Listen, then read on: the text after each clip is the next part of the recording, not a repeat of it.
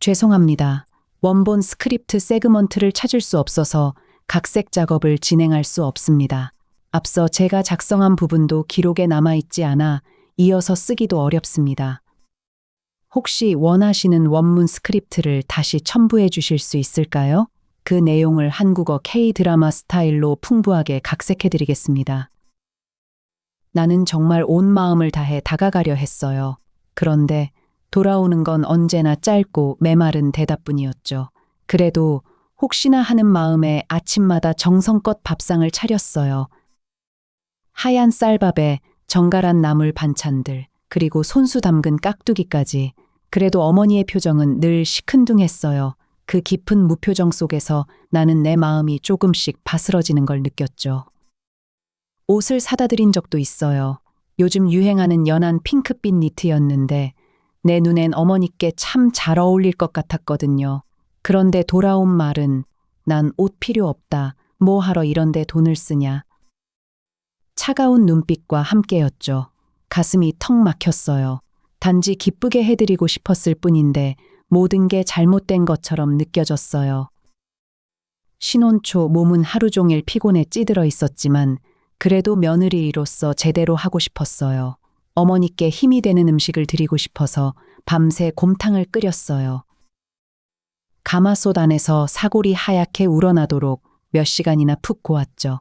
달빛만 비추는 부엌에서 땀을 닦으며 국물 맛을 봤어요. 정말 깊고 진한 맛이었어요. 아침에 떨리는 마음으로 상을 올리며 조심스럽게 여쭤봤죠. 어머니, 입에 맞으세요? 하고. 하지만 어머니는 묵묵히 수저만 드실 뿐이었어요. 국물 소리조차 조용했어요. 맛있다, 고생했다. 그런 말은 단 한마디도 없으셨어요. 그 침묵이 내 귓가에 더 크게 울렸어요. 사실 빈말로라도 칭찬 한번 듣고 싶었어요. 괜찮아, 수고했어. 그저 그런 진심 없는 말이라도 딸 같은 며느리에게 조금만 따뜻해져 주실 순 없을까요? 그 작은 바람마저 무참히 무시되니 맥이 탁 풀렸어요. 가슴 한구석이 텅 빈 것 같았죠.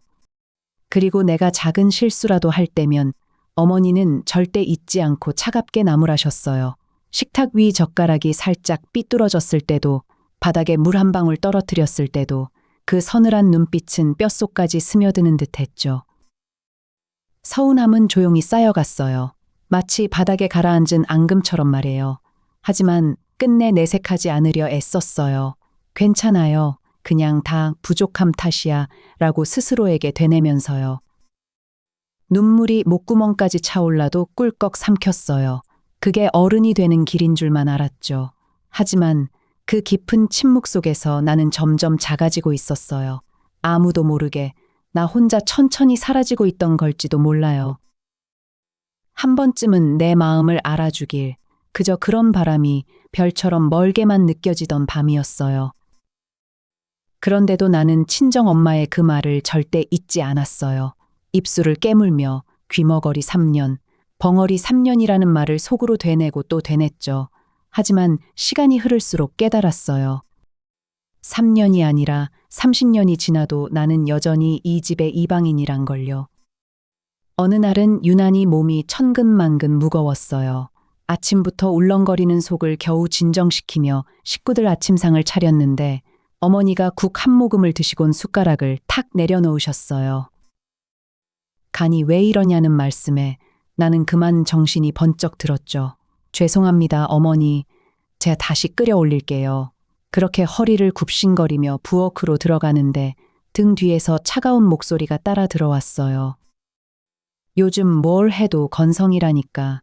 마음이 어디에 팔려서 집안일을 이렇게 엉망으로 만드는지 모르겠구나. 나는 아무 대꾸도 못한 채 그냥 싱크대 앞에 멍하니 서 있었어요. 수도꼭지를 틀자 쏟아지는 물소리가 내 귀를 때렸는데 그 소리조차 나를 향한 비난처럼 느껴졌죠. 사실 전날 밤 남편은 새벽 2시가 넘어서야 비틀거리며 들어왔거든요. 소파에 앉아 그를 기다리다 깜빡 잠들었었나 봐요. 자기야, 나 좀 어지러운데 병원에 좀 같이. 간신히 입을 열었지만 그는 이미 넥타이를 풀며 침실로 들어가 버렸어요. 나중에 이야기하자는 짧은 한마디만 내게 던진 채로요. 국을 다시 끓여 상에 내놓는데 손이 바르르 떨렸어요. 갈비뼈 사이로 찬바람이 들어오는 것처럼 가슴 한복판이 저릿했죠. 식탁에 앉은 가족들은 여전히 드라마 속처럼 평화로웠지만 그 안에 나는 없었어요. 투명 인간이 된 기분이었죠. 유령 말이에요. 나는 밥알을 겨우 삼키며 생각했어요. 혹시 내가 지금 이 자리에서 갑자기 쓰러지면 그래도 누군가 나를 좀 봐줄까 하고요. 탁 하는 작은 소리에 내 시선이 바닥으로 향했어요. 내 손에서 떨어진 물잔이 아니었어요. 어머니가 내 앞에 조용히 내려놓은 흰 봉투였죠. 며칠 뒤에 있을 작은 제사 준비 목록이라며 빠지는 물건 없이 제대로 준비하라고 하셨어요.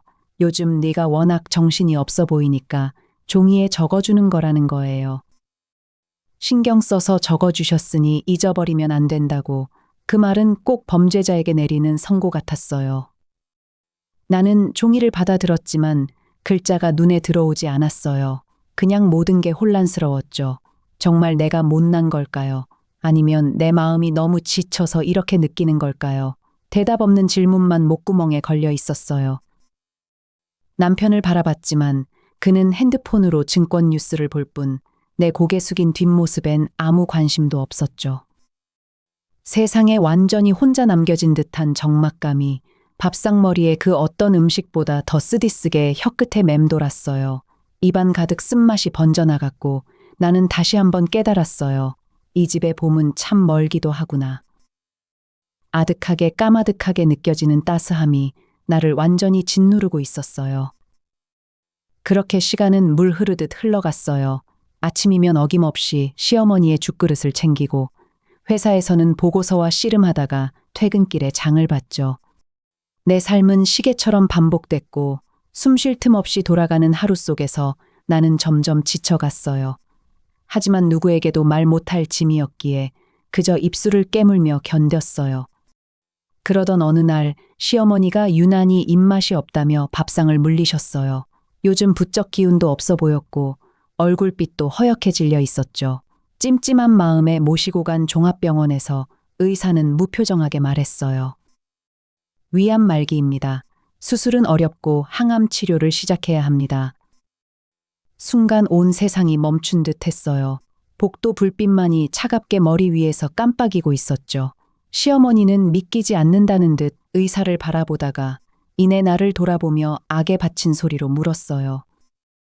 이게 다 네가 내 밥을 제대로 안 챙겨서 아니냐고. 나는 아무 말도 할 수 없었어요. 가슴이 철렁 내려앉았고 손끝이 바르르 떨렸어요. 남편은 한참 동안 침묵을 지키다가 병원 복도 끝에서 담배만 피우고 돌아와 조용히 내게 말했어요. 나도 회사 일 때문에 엄마를 매일 챙길 수가 없어. 네가 직장을 그만두고 치료를 전담해줘. 그 말에 나는 지금껏 힘겹게 지켜온 내 직장이라는 작은 숨구멍마저 막히는 기분이었어요. 그래도 이 집안의 며느리로서 그 부탁을 외면할 용기는 내게 없었죠. 우리는 간병인을 몇 분 구해봤지만 까다로운 시어머니의 성격에 사흘을 넘긴 사람이 단 한 명도 없었어요. 결국 나는 눈물로 밤을 지새운 끝에 사직서를 썼고 사무실 책상 정리를 하며 내 이름이 새겨진 명함을 조용히 찢었어요. 그날 저녁 친정 엄마에게 전화를 걸었어요. 엄마의 목소리를 듣자마자 참았던 눈물이 터져 나왔어요. 한참을 울먹이다가 겨우 상황을 설명했죠. 수화기 너머에서 엄마는 길게 한숨을 내쉰 뒤 내 마음을 꼭 감싸듯 말했어요. 얘야, 착한 것도 끝이 있는 거란다. 하지만 네가 시집간 이상 이제는 어쩔 수 없는 인연이야. 후회하지 말고 마지막까지 정성껏 모시는 게 너 자신을 위한 일이야. 엄마의 말 한마디 한마디가 모진 바람처럼 내 마음을 때렸어요. 하지만 어쩐지 그 차가운 바람 속에 아주 작은 온기가 섞여 있는 것도 같았어요.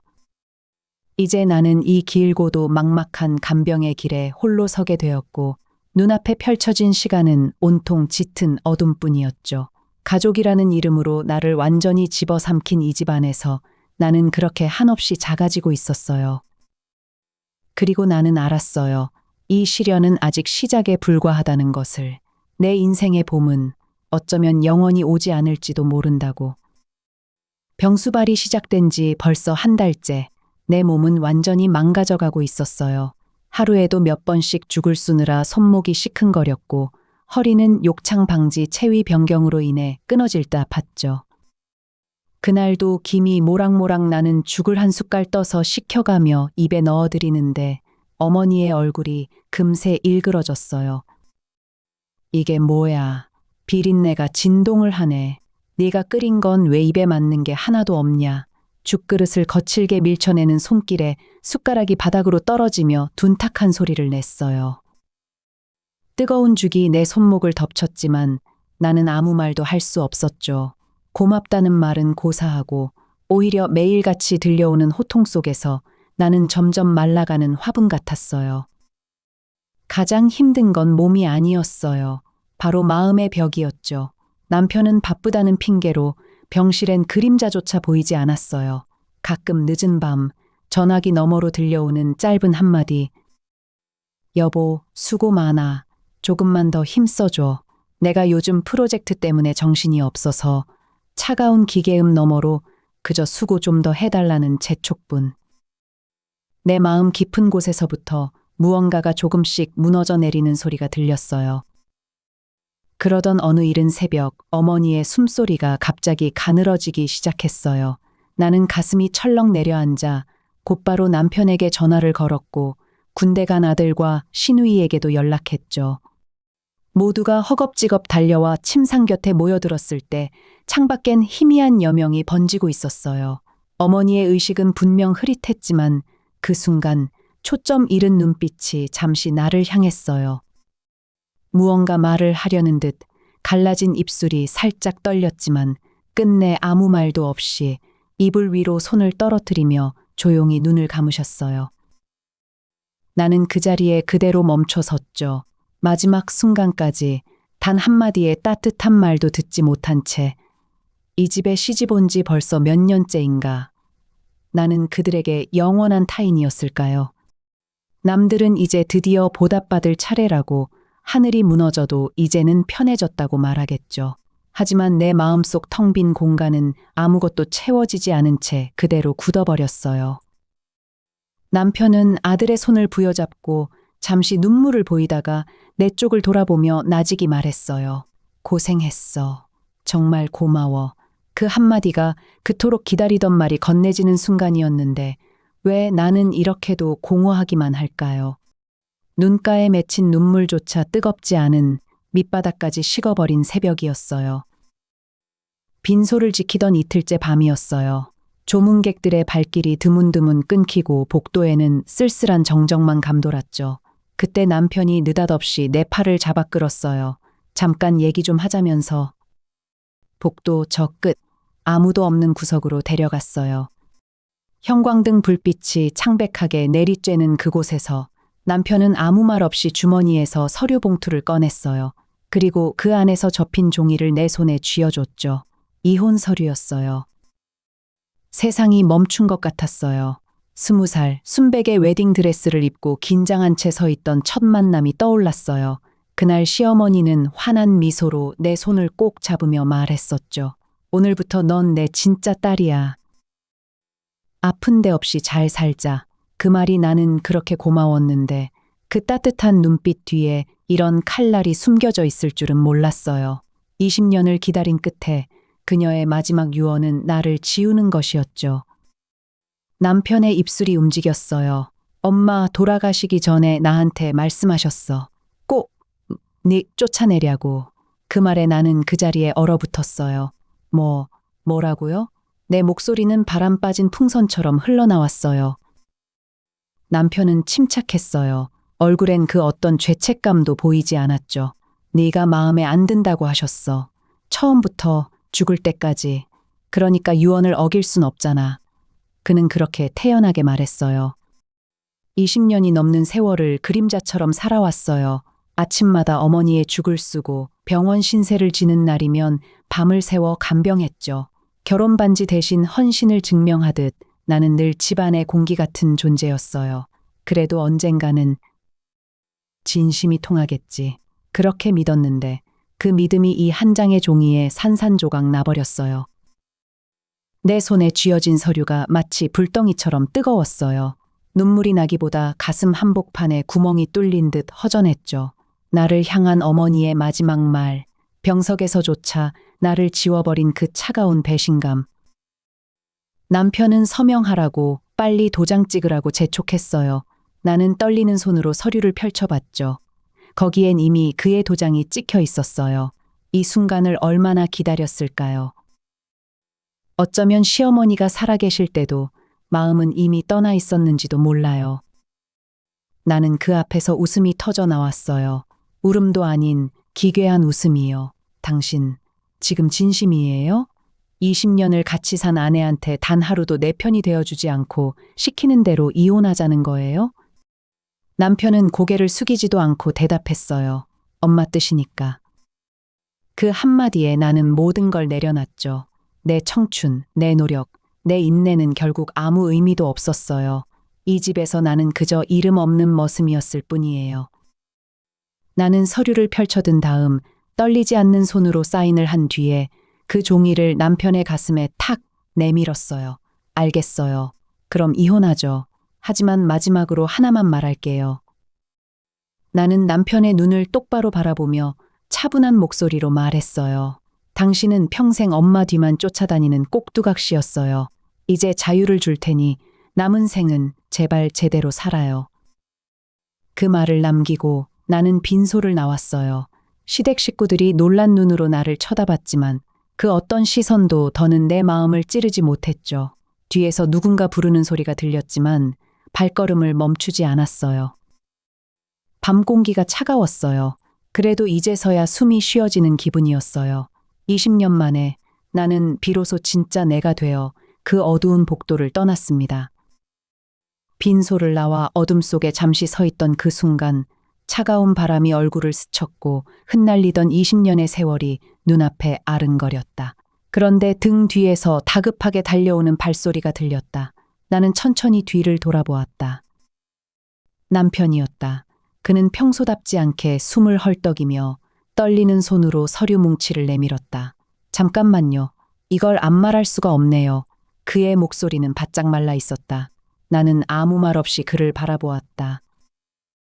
그가 고개를 숙인 채 한마디 한마디 말을 쥐어짰다. 사업이 거의 망한 상태예요. 빚이 엄청나고 집도 이미 대출이 한 개까지 끼어 있어서.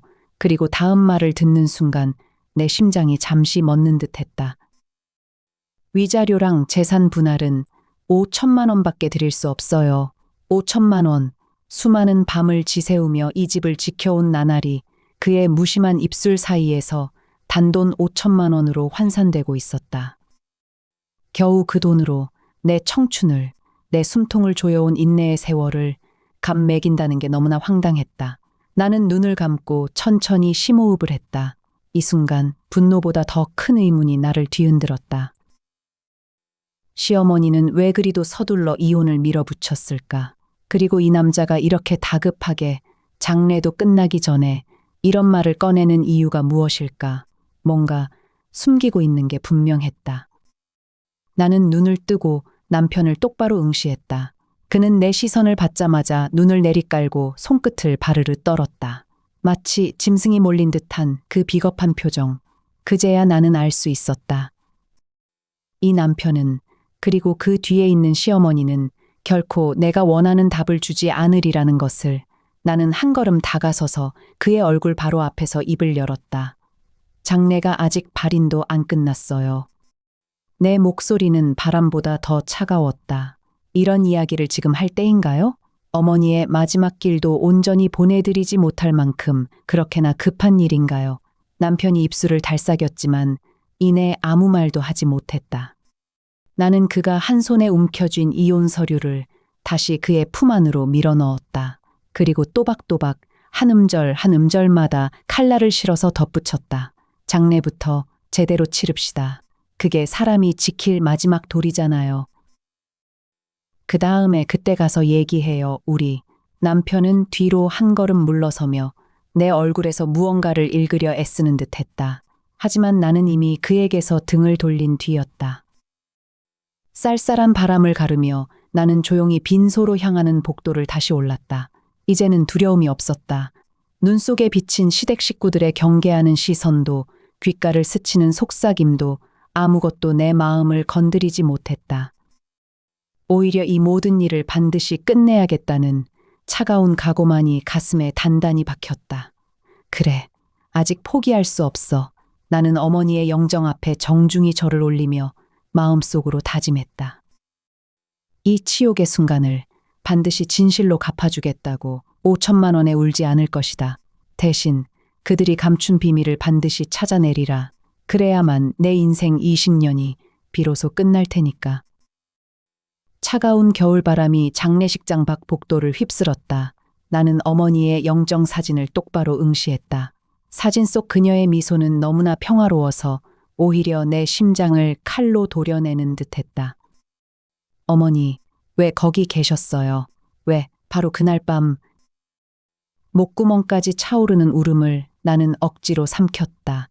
이 순간만큼은 눈물을 보일 수 없었다. 시댁 식구들 앞에서, 특히 그 위선자들 앞에서 말이다. 바로 그때였다. 내 어깨에 묵직한 손이 올라왔다. 그것은 잔뜩 긴장한 내 시누이 한지수였다. 옳게, 언니. 잠깐 얘기 좀 할 수 있어요? 그녀의 목소리는 가늘게 떨리고 있었다. 나는 고개를 돌려 그녀의 얼굴을 바라보았다. 눈이 벌겋게 충혈되고 진한 다크서클이 내려앉은 모습이었다. 평소 그렇게 꼿꼿하고 당당하던 재벌가 딸의 모습은 어디로 사라진 걸까? 무슨 일이에요, 지수 씨? 나는 차갑게, 그러나 정중하게 물었다. 그녀는 내 팔을 거의 잡아 끌다시피 해서 비상계단 쪽으로 나를 이끌었다. 어둡고 쓸쓸한 계단 참에는 사람의 발길이 전혀 닿지 않은 듯 적막이 감돌았다. 지수 씨는 한참을 망설이다가 마침내 무거운 입을 열었다. 그녀의 떨리는 첫마디가 내 삶의 나머지 20년을 송두리째 흔들어 놓을 줄은 전혀 예상하지 못했다. 옳게, 아니, 언니라고 부를게요. 제가 오빠한테서 엿들은 게 있는데, 오빠라면 내 남편 한민수를 말하는 것이었다. 나는 숨을 죽이고 그녀의 다음 말을 기다렸다. 내 심장이 미친 듯이 쿵쾅거리기 시작했다. 어머니가 돌아가시기 전날 밤 오빠가 서재에서 통화하는 걸 들었어요. 엄마를 꼭 막아야 한다고, 그날 밤 일이 절대 밖으로 새어나가면 안 된다고 소리 지르고 있었어요. 순간 내 머릿속이 새하얘졌다. 귀에서 윙윙거리는 소리가 났다. 그날 밤, 어머니가 사고로 돌아가신 그 밤, 남편은 분명히 나와 함께 응급실에 있었는데 대체 누구와 그런 통화를 한 걸까? 지수 씨 말을 좀 더 자세히 해봐요. 어떤 내용이었죠? 나는 간신히 목소리를 가다듬으며 물었다. 내 손가락은 나도 모르게 그녀의 손목을 세게 움켜쥐고 있었다. 오빠가 말했어요. 그 목걸이 때문에 어머니가 그렇게 된 거라고. 강 회장, 그러니까 강 이사님한테 절대 알려지면 안 된다고요. 목걸이. 그 말에 나는 숨이 턱 막히는 느낌이 들었다. 어머니의 유품을 정리하면서 경찰서에서 돌려받은 상자 안에 분명히 그 빛바랜 진주 목걸이가 들어있었다. 나는 아무 생각 없이 서랍 깊숙이 넣어두었는데 그 작은 장신구가 무슨 비밀을 감추고 있는 걸까? 언니, 그리고 하나 더 있어요. 오빠가 통화하면서 자기 친구, 그날 밤 어머니를 만나기로 했던 사람에게 당분간 잠적하라고 돈을 보내줬대요. 지수의 눈에서 굵은 눈물이 뚝뚝 떨어졌다. 그녀는 죄책감에 짓눌린 표정이었다. 나는 온몸이 차갑게 식어가는 것을 느꼈다. 남편이 사고 당일 누군가에게 입막음용 돈을 보냈다니, 이것은 단순한 뺑소니 사고가 아니었다. 명백한 증거인멸이었다. 내 오빠는, 내 남편은 지금 어디 있죠? 나는 치를 떨며 물었다. 분노와 배신감이 뱃속 깊은 곳에서부터 끌어올랐다. 내 손에 쥔 가방 안에는 보이스 레코더가 들어있었다. 어머니의 부검을 막으려 했던 시아버지의 음성을 담은 그 녹음기였다. 나는 이제 알 수 있었다. 이 집안의 모든 인간이 한통속이었다는 사실을. 지수 씨는 눈물을 닦으며 떨리는 목소리로 말했다. 방금 전에 강 이사님과 차를 타고 어디론가 급히 떠났어요. 강 이사, 그 이름을 듣는 순간 나는 모든 퍼즐 조각이 맞춰지는 듯한 섬광을 느꼈다. 강 이사는 시아버지의 오른팔이자 한울병원의 실세였다. 그리고 내가 지난주 남몰래 조사하기 시작한 어머니의 오래된 의료 기록을 모두 관리하는 장본인이었다. 결국 그까지도 개입되어 있었다. 나는 곧바로 계단을 뛰어내려가며 휴대폰을 꺼냈다. 검은 장갑을 낀 손가락이 저절로 떨렸지만 마음만은 강철처럼 단단해졌다. 나는 주차장으로 통하는 복도를 달리면서 녹음기에 전원을 켜고 천천히 중얼거렸다. 그 목소리에는 서늘한 도끼가 배어 있었다. 좋아요. 이렇게 된 이상 내가 직접 당신의 차를 추적하겠습니다. 당신이 내게서 빼앗아간 20년의 세월, 그 눈물의 대가가 무엇인지 반드시 똑똑히 보여줄 테니까요. 주차장 입구에 서서 나는 어둠 속에서 남편의 검은 세단이 사라진 방향을 응시했다. 미로 같은 재벌가의 뒷동거래, 위조된 진단서, 그리고 한낱 목걸이 하나에 목숨을 걸어야 했던 불행한 마지막 밤. 모든 의문은 이제 내가 직접 그 자식을 추궁해야만 풀릴 수 있었다. 나는 다시는 과거처럼 물러서지 않을 것이다. 이제 이 게임의 주도권은 나에게 있었다. 차량 추적 앱이 마지막으로 표시한 주소는 낯선 교회의 한적한 골목 끝이었다. 넓은 마당을 가진 2층짜리 단독주택 앞에서 나는 숨을 죽인 채 어둠 속에 섰다. 초겨울 밤 공기가 칼날처럼 뺨을 스쳤지만 내 심장은 화산처럼 끓어올랐다. 부산 출장이라며 집을 나간 남편이 이 시간 편안한 트레이닝복 차림으로 현관문을 열고 나왔다. 가로등 불빛 아래 그의 얼굴은 평소보다 훨씬 여유로워 보였다. 나는 반사적으로 담장 옆 대형 쓰레기통 뒤로 몸을 숨겼고 숨소리마저 삼켰다. 그때 열린 문 안쪽에서 따라 나오는 또 한 사람의 그림자. 하이힐 소리가 또각또각 계단을 밟으며 다가왔다. 곱슬머리를 살랑거리며 다가온 젊은 여자가 너무나 자연스럽게 남편의 팔에 자신의 팔을 끼웠다. 오빠, 오늘 회 먹으러 가자. 응? 내가 예약해놨어. 배고파 죽겠다. 애교 섞인 목소리는 칼날이 되어 내 귓전을 찔렀다. 그 여자의 얼굴을 확인하기도 전에 나는 이미 알아보고 말았다. 남편 회사에서 3년 넘게 일해온 격리 직원이었다. 매일 아침 인사하던 나를 사모님이라 부르던 그 여자였다. 두 사람은 마치 오래된 연인처럼, 아니, 부부 그 자체였다. 남편은 그녀의 어깨를 감싸 안으며 낮고 부드러운 목소리로 말을 이었다. 자기야, 이제 장례식도 다 끝났으니까. 우리 이제 마음 편히 시간 보낼 수 있겠네. 그 한마디에 내 안에 무언가가 산산이 부서지는 소리가 들렸다. 장례식이 끝났으니까. 아버님의 상을 치르느라 바빴던 아내의 눈물 따위는 아예 없었던 일처럼 지워버린 듯했다. 나는 녹음기에 빨간 불빛을 확인하며 떨리는 손으로 핸드폰을 더욱 움켜쥐었다. 20년을 함께한 남자가 나의 청춘을 바쳐 지킨 가정이 이 한순간의 장면 앞에서 완전히 무너져 내렸다. 그의 손은 내가 아닌 다른 여자의 허리를 감았고 그의 눈은 내가 한 번도 본 적 없는 달콤한 미소를 짓고 있었다. 오빠, 근데 사모님은 뭐라고 하지 않을까? 격리 여직원은 살짝 고개를 기울이며 물었고 그 눈빛에는 조바심이라기보다는 귀여운 걱정이 담겨 있었다. 남편은 그 말에 피식 웃으며 그녀의 이마에 입을 맞췄다. 걱정 마. 그 여잔 아무것도 모르니까. 이제 회사도 내 거야. 장인어른 물려받은 거니까. 뭐든 내 마음대로 할 수 있어. 그 순간 내 손에서 핸드폰이 미끄러질 뻔했다. 내 아버지가 평생 피땀 흘려 일군 회사, 그걸 물려받았으니 이제 아내 따윈 필요 없다는 건가. 입술을 꽉 깨물자 피비린내가 맴돌았다. 나는 쓰레기통에 등을 기댄 채 서늘한 목소리로 혼잣말을 속삭였다. 좋아. 아주 잘했어, 여보. 당신이 선택한 이 마지막 거짓말의 대가를 내 두 손으로 직접 받아내겠어. 현관 앞에 서 있는 두 사람은 여전히 서로의 체온을 나누며 천천히 차고 쪽으로 걸어가고 있었다. 나는 숨을 고르며 그들의 뒷모습을 눈에 담았다. 더 이상 울지 않겠다고, 두 번 다시 예전처럼 무릎 꿇지 않겠다고 다짐했으니까 이 불타는 증오를 발판 삼아 나는 마침내 진실의 덫을 놓을 준비를 마쳤다. 야경 속에 남겨진 그 집을 등지며 나는 조용히 다음 계획을 세우기 위해 발걸음을 돌렸다. 차를 몰아 아파트 지하 주차장에 도착했을 때 이미 두 손은 운전대 위에서 미세하게 떨리고 있었다.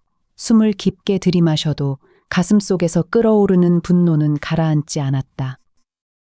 나는 핸드백을 움켜쥐고 집 현관문을 거칠게 열어젖혔다. 거실 한가운데 서서 거울 속 내 얼굴을 보았다. 눈빛은 차갑게 식어 있었고 입술은 바짝 말라 있었다. 서랍 속을 뒤져 등기부 등본을 꺼내들었다. 낡은 종이 냄새가 코를 찔렀다. 한 줄 한 줄 읽어내려가던 내 손가락이 멈춰 섰다. 저택 주소, 소유자, 회사 격리 김미연, 취득 날짜를 확인하는 순간 심장이 철컥 내려앉는 기분이었다. 그 날짜. 작년 여름, 그때 나는 병원에서 시어머니의 기저귀를 갈며 하루 20번 넘게 대소변을 받아내고 있었다. 잠깐 눈을 감자 그 악취와 받아내던 피로감이 고스란히 떠올랐다. 간병으로 지친 어깨를 감싸며 나는 혼자서 하늘을 원망하던 날이었다. 그런데 바로 그 시간에 내 남편은 회사 격리와 함께 호화로운 저택의 문을 열고 들어섰단 말인가. 등본을 찢어버리고 싶은 충동을 겨우 참았다.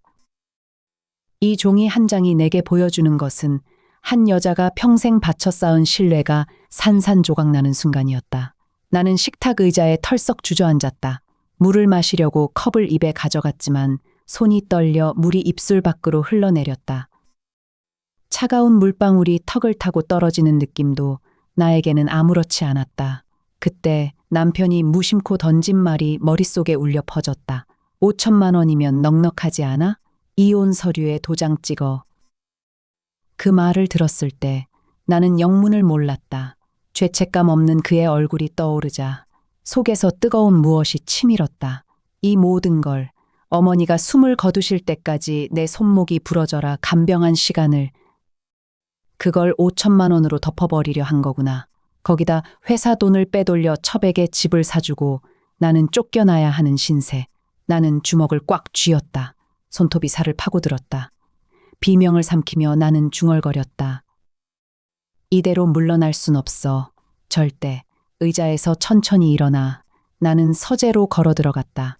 스탠드 불빛 아래 노트북을 켜고 모니터 앞에 똑바로 앉았다. 화면 속 내 눈은 어둠 속에서 더욱 날카롭게 빛나고 있었다. 나는 이제껏 아내라는 굴레 속에서 살았지만 오늘부터는 내 삶의 주인이 될 거야. 복수라는 말은 너무 가볍다. 이건 단지 내 몫을 찾으려는 생존의 몸부림이다. 노트북 화면에 회계 장부가 떠오르자 나는 낮은 목소리로 입을 열었다. 여보, 당신이 경리에게 한 수를 가르쳐줬다면 나는 이제 당신에게 마지막 한 수를 가르쳐줄게. 손끝이 키보드 위를 날렵하게 움직이기 시작했다. 자금 흐름을 추적할 몇 개의 이메일을 작성하며 나는 마음속으로 결심을 단단히 다졌다. 이 세상 어떤 법도 당신이 내 피땀 위에 세운 죄악을 용서하지 않을 거야. 차가운 형광등 불빛 아래 변호사 사무실의 탁자 위에 놓인 서류 뭉치가 유난히 무겁게 느껴졌다. 변호사님은 어머님의 오랜 지인이셨어요. 조심스럽게 서류를 밀어 건네며 안타까운 눈빛으로 나를 바라봤어요. 유언장 원본입니다. 그 말에 나는 손이 떨려 봉투를 제대로 열지도 못했어요. 변호사님은 내 손을 붙잡지도 않고 조용히 기다려주셨어요. 마치 이 순간이 내게 주어진 마지막 선물이라도 되는 듯이. 유언장을 펼치자 어머님의 단정한 서명이 붉은 인장과 함께 선명하게 찍혀 있었어요. 그런데 나는 그 아래 적힌 문장을 읽고 숨을 멈췄어요. 수증인 이하은, 모든 재산은 아들 이준호에게 한 푼도 주지 않고 전액을 며느리 강수연에게 상속한다. 눈앞이 아찔해졌어요. 고개를 들자 변호사님은 이미 눈물을 글썽이고 계셨어요. 어머님께서 모든 걸 알고 계셨습니다. 변호사님의 침착한 목소리가 작은 진동처럼 내 마음을 파고들었어요. 아들의 외도, 재산 은닉, 그리고 준호 씨가 당신을 감시하기 위해 심어둔 격리 이사까지 어머님은 직접 증거를 수집해 오셨어요. 몸이 아프신 와중에도 당신을 지키기 위해 일부러 이혼을 부추기셨고 재산마저 모조리 당신에게 남기신 거예요. 내 손에 쥔 종이가 바람에 흔들리는 낙엽처럼 떨렸어요. 나는 목이 메어 한참 동안 아무 말도 할 수 없었어요. 아들 피를 나눈 자식을 두고 시어머니였던 분이 감히 나를 선택하셨다는 사실이 가슴 한복판을 칼로 도려내는 것처럼 아프면서도 형언할 수 없는 감사로 밀려왔어요. 왜 이제야 알았을까요? 내가 속삭이듯 내뱉은 말에 변호사님은 조용히 서랍에서 작은 편지 봉투를 꺼내셨어요. 이 편지는 어머님께서 당신에게 직접 쓰셨습니다. 살아계실 땐 주지 못한다고 꼭 이 순간에 전해달라고 당부하셨어요. 나는 떨리는 손으로 편지를 열었어요. 어머님 특유의 가지런하면서도 약간은 떨리는 글씨체가 마치 살아있는 듯 눈에 들어왔어요. 수연아. 그 첫 글자에 나는 얼음처럼 굳어버렸어요. 어머님은 한 번도 내 이름을 그렇게 다정하게 부르신 적이 없었으니까. 네가 받은 상처를 내가 몰랐다고 생각한다면 오해다. 나는 내 아들의 죄를 알고도 차마 겉으로 드러내지 못한 겁쟁이였다. 하지만 네가 컴퓨터 앞에 앉아 끝까지 포기하지 않는 모습을 보면서 나는 마지막으로 주인 노릇을 하기로 마음먹었다. 미안하다. 그리고 사랑한다. 내 딸. 눈물이 볼을 타고 흘러내렸어요. 나는 편지를 가슴에 꼭 안은 채 마치 어머님이 곁에 계신 것처럼 느껴졌어요. 그 따스한 온기가 복수라는 차가운 단어를 녹여내렸어요. 더 이상 혼자가 아니라는 생각이 뼛속 깊이 스며들었어요. 나는 천천히 자리에서 일어나 변호사님께 깊이 고개를 숙였어요. 그 인사에는 앞으로의 결심이 오롯이 담겨 있었어요. 어머님, 제가 반드시 지키겠습니다.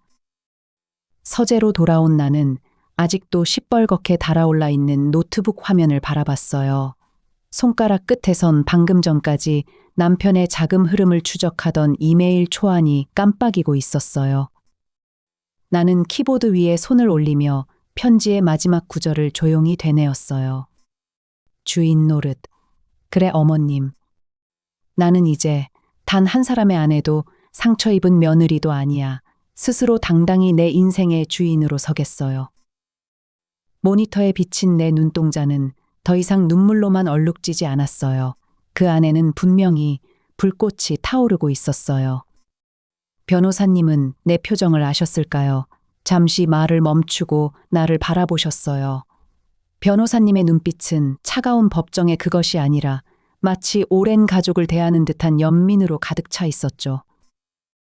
그분은 조용히 그리고 또박또박 어머님의 유언을 전해주셨어요. 며느리에게 그동안 너무 고생시켰다. 병상 옆에서 잠 한숨 못 자고 밤을 새우던 네 손길을 나는 다 기억한다. 내 아들은 그런 너에게 씻을 수 없는 잘못을 저질렀다. 죽어서도 눈을 감을 수가 없더구나. 제발 부디 내 며느리만은 그 못난 내 아들 곁에서 평생 고통받지 말고 떳떳하게 새 삶을 살아라. 어머님. 그 한마디 한마디가 칼날처럼 가슴을 파고들었어요. 나는 혹시라도 잘못 들은 건 아닐까 입술을 깨물며 변호사님을 올려다봤죠. 하지만 변호사님의 눈빛은 너무도 진실했어요. 그 눈빛 속엔 거짓이 단 한 점도 없었어요. 변호사님은 말을 이으셨어요. 그리고 신우이 분께서도 이 모든 사실을 이미 알고 계셨습니다. 유언장 내용은 물론이고 지금 진행 중인 이혼 소송건까지 그분이 저에게 직접 전화를 하셨어요. 자신의 상속분을 전부 아낌없이 양보하겠다고 말이에요. 오히려 동생을 캐나다로 불러들여 시간을 벌 테니 부디 며느리님이 서둘러 상속 절차를 마무리하라고 하셨습니다. 신우이 언니마저. 나는 그 자리에 주저앉을 것만 같았어요. 손이 덜덜 떨려서 나는 두 손으로 입을 가렸어요. 지난 20년 나는 그 집에서 미움만 받는다고 생각했어요. 까다로운 잔소리로 내 마음을 핥히던 시어머니, 어딘가 모르게 차갑게 느껴지던 시누이, 그리고 내게 무심했던 남편, 그 식구들 사이에서 나는 늘 외로운 섬에 갇힌 기분이었죠. 그런데 이 모든 게 나를 위한 거였다고요? 어머님은 투박한 말투 뒤에 이렇게나 큰 사랑을 숨기고 계셨어요. 병상에서조차, 아니 어쩌면 그 쓸쓸한 병실에서 홀로 누워 계실 때조차 내 아픔을 먼저 생각하셨던 거예요. 그분은 아들의 못난 행실을 이미 다 알고 계셨으면서도 차마 내 앞에서 눈물 한 번 보이지 않으셨던 거죠. 그저 지키고 싶었을 거예요. 이 며느리가 더 이상 상처받지 않고 제대로 된 삶의 주인으로 살아가길. 뜨거운 눈물이 핑 돌았어요. 아니, 이미 흐르고 있었어요. 나는 더 이상 참을 수가 없었어요. 두 손으로 얼굴을 감싸쥐고 그대로 상체를 숙여 무너지듯 엎드렸어요. 어깨가 들썩일 정도로 서럽게 울었어요.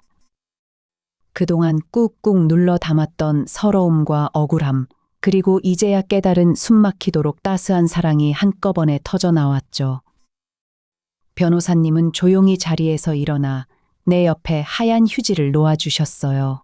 나는 숨을 가쁘게 고르며 흐느낌을 삼키려 애썼지만 어머님의 마른 손이 내 손을 꼭 잡아주시던 그 마지막 감촉이 떠올라 도저히 멈출 수가 없었어요. 가슴이 미어지도록 울면서 나는 마음속으로 되뇌었어요. 어머니, 제가 이 못난 사람 때문에 뭐라고 이렇게까지 해주셨어요. 이제야 이렇게나 큰 사랑을, 나는 그 사랑을 절대 저버리지 않겠다고 눈물 속에서 거듭 다짐했어요. 한참을 그렇게 울고 나자 마음속 깊은 곳에서부터 차가운 결심이 피어올랐어요. 변호사님께서 조용히 말씀하셨죠. 지금 남편분은 유 원장의 존재를 전혀 모르고 있습니다. 그 틈을 이용해야 합니다. 변호사님의 눈빛은 단호했어요. 이혼과 상속 절차를 동시에 그리고 신속하게 마무리하는 겁니다. 아직 남편이 진실을 눈치채기 전에. 나는 천천히 고개를 끄덕였어요. 눈물이 마르기도 전에 가슴속에선 이미 복수보다 더 단단한 결심이 자리 잡았죠. 어머님이 지켜주신 마지막 선물을 나는 반드시 내 손으로 완성해야 한다. 며칠 뒤였어요. 남편에게서 전화가 왔어요. 평소처럼 무미건조한 목소리였지만 그 뒤에 숨은 조바심이 느껴졌죠. 서류 준비는 다 됐냐고, 언제 도장 찍을 거냐고 다그치는 말투였어요. 나는 침대에 걸터 앉아 손으로 입을 가린 채 잠시 숨을 골랐어요. 그리고는 떨리는 목소리로 아주 작게 속삭였죠. 오빠, 유 원장 내용 나도 봤어. 수화기 너머로 잠시 침묵이 흘렀어요. 남편은 당황한 기색도 없이 짜증을 냈죠. 무슨 유 원장? 엄마가 뭘 남겼다고. 나는 더욱 서럽게 목소리를 깔았어요. 어머님이 정말 그렇게까지 하셨다면 나도 더는 오빠 붙잡지 않을게. 이혼 해주려고. 말을 마치자마자 나는 얼른 손으로 입을 틀어막았어요. 흐느낌이 새어나갈까봐. 사실은 웃음이 터질까봐. 내 입가에 맴도는 비릿한 승리감이 들킬까 두려웠어요. 남편은 내 예상대로 한껏 들떠 있었어요. 진짜야? 그래, 현명하게 생각했어. 어차피 너한테 좋을 거 하나도 없었어. 그러면서도 혹시나 내가 마음을 바꿀까봐 말을 서둘렀죠.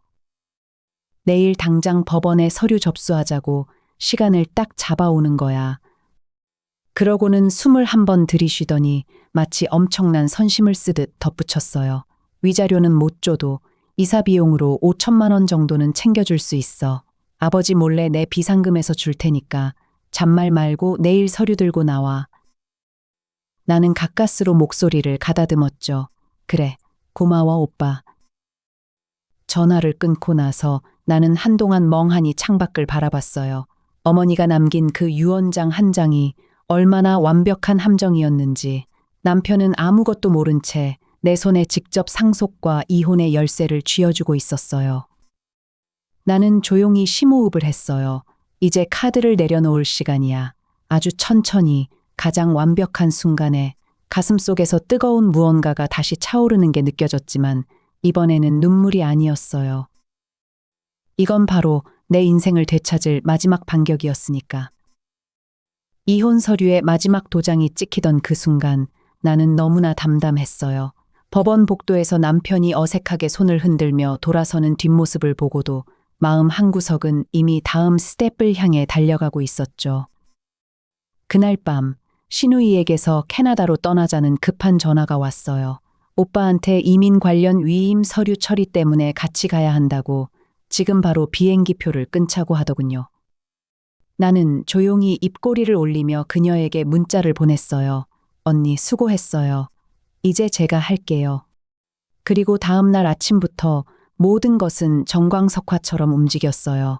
나는 어머니가 생전에 연결해 두셨던 베테랑 변호사님과 함께 상속 절차를 하나하나 밟아가기 시작했죠. 강남 한복판의 5층짜리 건물, 번화가의 1층 상가 2개, 그리고 언니조차 몰랐던 비밀, 금고 속 현금 자산까지 어머니의 공증된 유언장 한 장이 마치 완벽한 열쇠처럼 모든 문을 열어주었어요. 구청과 은행, 등기소를 오가는 내내 내 심장은 이상하리만치 차분하게 뛰고 있었죠. 그 남자가 10년 동안 나에게 줬던 냉대와 무시, 그리고 시댁 식구들의 은근한 멸시까지 그 모든 기억들이 오히려 내 걸음을 더 빠르게 만들었어요. 변호사님이 마지막 서류를 건네며 조용히 말했어요. 사모님, 이제 모든 명의가 사모님 앞으로 완전히 정리됐습니다. 축하드립니다. 그리고 딱 일주일 뒤였어요. 캐나다에서 충격적인 전화를 받은 남편이 허겁지겁 귀국한다는 소식이 신우이에게서 날아왔죠. 언니는 떨리는 목소리로 말했어요. 미안해. 내가 끝까지 모른 척할 수가 없었어. 결국 다 말해버렸다. 나는 오히려 담담하게 대답했어요. 아니에요, 언니. 고마워요. 이제 모든 걸 끝낼 시간이니까. 그날 저녁 2시 핸드폰이 모터 진동처럼 요란하게 울렸어요. 액정에 뜬 그 이름, 여보. 아니, 이제는 이미 남보다 못한 그 남자. 나는 커피잔을 천천히 내려놓고 2번째 울림에 전화를 받았죠. 수화기 너머로 그야말로 불에 탄 듯한 비명이 터져 나왔어요. 야, 너 지금 무슨 짓을 한 거야? 우리 엄마 재산 어떻게 다 내 이름으로 돌렸어? 내 재산 어디로 빼돌린 거야? 당장 말해? 그의 숨소리는 거칠었고 말끝마다 식탁을 치는 듯한 둔탁한 소리가 들려왔어요. 나는 아주 천천히 마치 오래된 친구에게 속삭이듯 입을 열었죠. 오빠, 흥분하지 마. 다 어머니의 공증된 유언대로 된 일이야. 잠시 숨을 고르고 나는 목소리를 더 낮췄어요. 마치 얼음장처럼 차갑게. 억울하면 어머니한테 직접 따지러 가. 오빠, 나는 어머니의 뜻을 받들었을 뿐이니까. 수화기 저편에서 거친 욕설이 폭발했지만 나는 이미 전화를 내려놓고 있었어요. 벨소리가 다시 울렸지만 나는 그대로 전원을 꺼버렸죠. 거실 창밖으로 강남의 화려한 야경이 펼쳐져 있었어요. 그 불빛 하나하나가 이제 모두 내 이름으로 빛나고 있었다. 나는 조용히 심호흡을 했어요. 10년의 인내는 헛되지 않았고 어머니는 마지막 순간까지 내 편이었어요. 나는 조용히 텅 빈 집을 둘러보며 혼잣말을 내뱉었죠. 이제야 진짜 내 인생이 시작된 거야. 바로 지금 이 순간부터. 휴대폰을 소파 위에 아무렇게나 던져두고 나는 천천히 드레스룸으로 향했어요. 검은색 정장을 꺼내며 나도 모르게 싱긋 미소가 지어졌죠. 이 옷 어머니 장례식 때 입었던 거예요. 그날 오빠는 상속 문제로 얼굴이 벌개져서 소리쳤지만 나는 묵묵히 국화 한 송이를 관 위에 올렸어요. 그때도 나는 알고 있었죠. 어머니의 마지막 선물이 무엇인지. 손끝으로 원단을 천천히 쓰다듬어 봤어요. 어머니의 체온이 아직도 이 실오라기 속에 스며 있는 것만 같았죠. 나는 낮은 목소리로 속삭였어요. 보고 싶어요, 엄마. 하지만 이제 정말 괜찮아질 거예요. 목소리가 미세하게 떨렸지만 눈물은 참아냈어요. 그 순간 현관 인터폰에서 날카로운 벨소리가 울렸습니다. 나는 천천히 거실로 걸어가 화면을 확인했죠. 올케 언니였어요. 아니, 이제는 법적으로 전 올케가 될 사람이었죠. 그녀의 얼굴은 푸석했고 눈에는 도끼가 가득했어요. 그녀가 인터폰에 대고 쇳소리를 질렀어요. 문 열어, 서하야. 이게 무슨 짓이야? 내 오빠한테 지금 뭐 한 거야? 나는 아주 평온하게 마치 차 한 잔을 권하듯 인터폰 버튼을 눌렀죠. 언니, 안 그래도 만나려고 했어요. 잠시만 기다려주세요. 지금 현관 열어요. 문이 열리자 그녀가 거의 달려들다시피 들어와 내 멱살을 잡으려 했어요. 나는 피하지도 않고 그녀의 손목을 가볍게 붙잡았죠. 그 힘에 놀란 건지 올케의 움직임이 멈췄어요. 나는 부드럽지만 단호하게 말을 이었어요. 언니, 이런 식으로 행동하면 곤란해요. 우리 아직 친인척으로서 지켜야 할 예의가 남아 있어요. 그녀는 헛웃음을 터뜨리며 소리 질렀죠. 예의? 네가 우리 남편을 거렁뱅이로 만든 게 예의야? 노망난 시어머니가 유서를 조작한 거 다 알아. 우리 변호사 선임했어. 소송 걸 거야. 나는 짧은 한숨을 내쉬며 눈을 감았다 떴습니다. 그리고 목소리를 더욱 낮췄어요. 마치 겁에 질린 사람을 달래는 것처럼요. 언니, 아니, 혜진 씨. 오빠가 제가 보낸 계좌 내역과 사업 보고서는 봤나요? 어머니의 재산 대부분은 이미 몇 년 전부터 가짜 스타트업과 해외 페이퍼 컴퍼니로 빠져나가고 있었어요. 그 주체가 누군지는 더 말해야겠어요? 올케의 안색이 순간적으로 하얗게 질렸죠. 나는 그녀의 손을 놓아주며 낮고도 차분한 목소리로 마지막 경고를 던졌어요. 저는 그 증거들을 모두 가지고 있어요. 만약 소송을 진행한다면 오빠는 단순히 파산에 그치지 않을 거예요. 횡령과 배임으로 교도소 면회를 가셔야 할지도 몰라요. 언니가 용기를 낼 수 있겠어요? 올케는 입술을 부들부들 떨었어요. 몇 초의 침묵이 거실을 얼어붙게 만들었죠. 나는 그 짧은 순간 어머니가 생전에 해주셨던 말씀을 떠올렸어요. 서하야, 내 오빠를 미워하진 말거라. 하지만 절대 지지는 말거라. 창밖에 강남 불빛이 시간이 멈춘 듯한 거실로 쏟아져 들어왔어요. 나는 더 이상 이 자리로 그녀를 모욕하지 않기로 했어요. 그저 조용히 등 돌려 현관문을 열어주며 말했죠. 돌아가세요, 혜진 씨. 그리고 오빠에게 전해주세요. 어머니가 남기신 이 집, 그리고 서하 패션은 제가 어머니의 꿈대로 꼭 지키겠다고요. 이제는 옛 추억을 뒤로 하고 각자 새 삶을 살죠. 올케는 무슨 말을 더 하고 싶어 했지만 입술만 깨물고 헐레벌떡 나갔어요. 문이 닫히는 소리가 아주 길게 울려 퍼졌죠. 나는 그 자리에 조용히 주저앉아 마침내 끝난 한 시대의 파도를 느꼈습니다. 온몸이 가볍게 떨렸고 손끝은 시렸지만 가슴 한구석은 따뜻했어요. 나는 텅 빈 벽을 바라보며 마지막 작별 인사를 건넸죠. 어머니 수고하셨어요. 이제 진짜 길로 갈게요. 눈을 감자 더 이상 눈물은 나지 않았고 고요한 평화만이 내 안에 차올랐어요. 그리고 조금은 두근거리는 기대가 마치 봄날의 새싹처럼 심장 한가운데서 조금씩 고개를 들고 있었어요.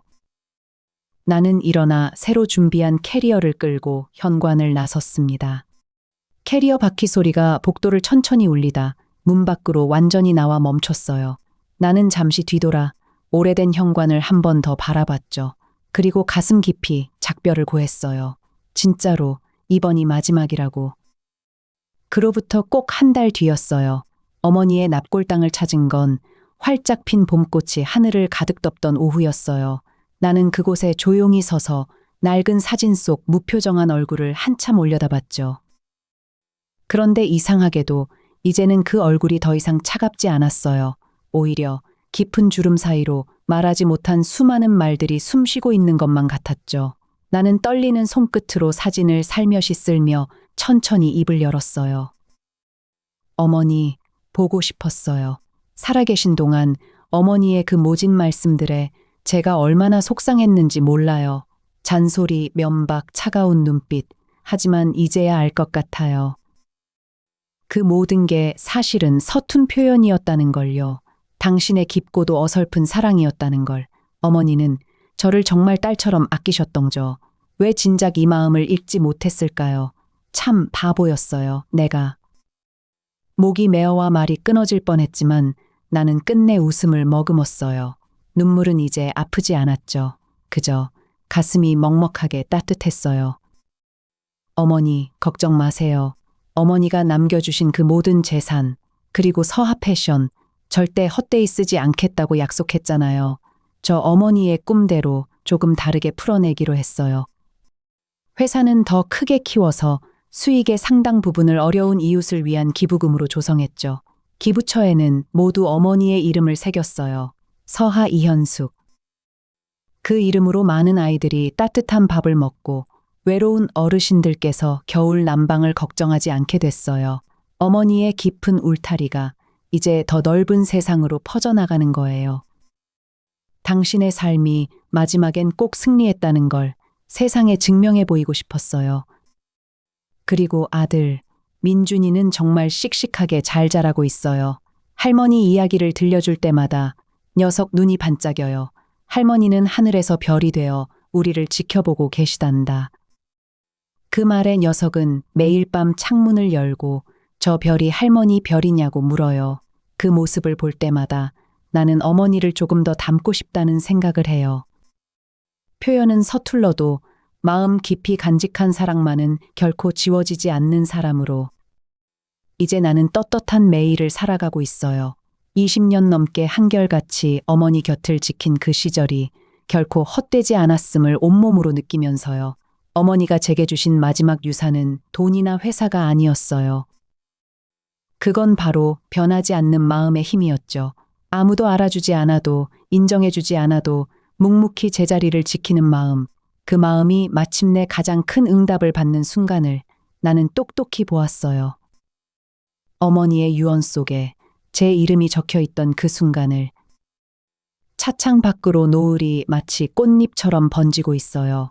운전석에 앉아 잠시 눈을 감으면 따뜻한 봄바람이 얼굴을 스칩니다. 가슴 한편엔 그 오랜 서러움들이 차곡차곡 쌓여 있지만 그 위로 더 단단한 평화가 얼음꽃처럼 피어나고 있죠.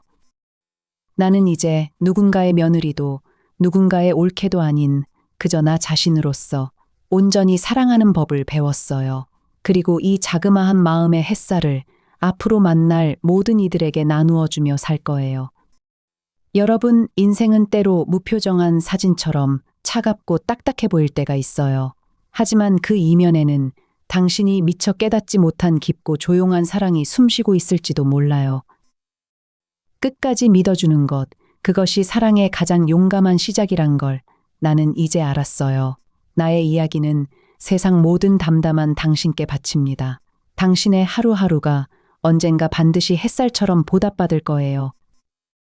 나는 가속 페달을 밟으며 집으로 향해요. 문을 열면 나를 기다리는 아들 민준이가 이제 곧 저녁 식탁을 함께 준비하고 있을 테니까요. 그 평범한 행복이 나는 눈물 나도록 소중해요. 어머니, 감사합니다. 그리고 사랑합니다.